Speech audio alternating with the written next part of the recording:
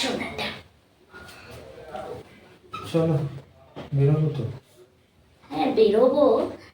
জানো কি? ফেসবুকটায় দেখছিলাম হুম।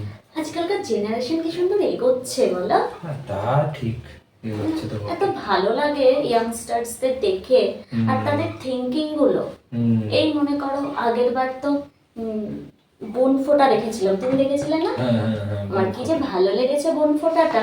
আর তারপর আমরা এবারও দেখলাম যে জামাই কেক কাটছে, জামাই জামাই কেক কাটছে। হ্যাঁ। তারপর তো আগের বার একটা ওদের আমি দেখেছিলাম বৌমা ষষ্ঠী, বৌমা। এবার তো প্রচুর দেখলাম বৌমা ষষ্ঠী। মানে মানে এত ভালো লাগে ওদের চিন্তা ভাবনা, মেয়েদেরকে নিয়ে এগোনো। আমার আচ্ছা, দারুণ। মেয়েদেরকে নিয়ে ধরো এগোচ্ছে, এগুলো কিন্তু ছেলেদেরই প্ল্যান, ছেলেরাই কিন্তু এগুলোকে এগিয়ে নিয়ে যাবে, একদম মানো। একদম কিন্তু একদম। মেয়েরা ছেলেদের নিয়ে কিন্তু ভাবছে না।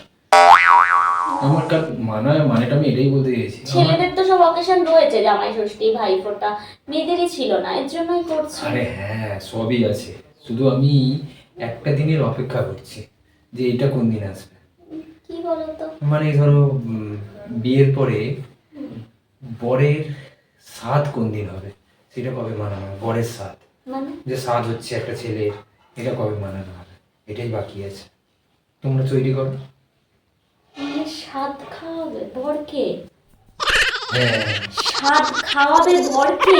জামাই যদি কেক কাটতে পারে, সাধু বাড়িতে যদি কেক কাটা হয়, তাহলে জামাই বর প্রেগনেন্ট না হওয়ার কি আছে?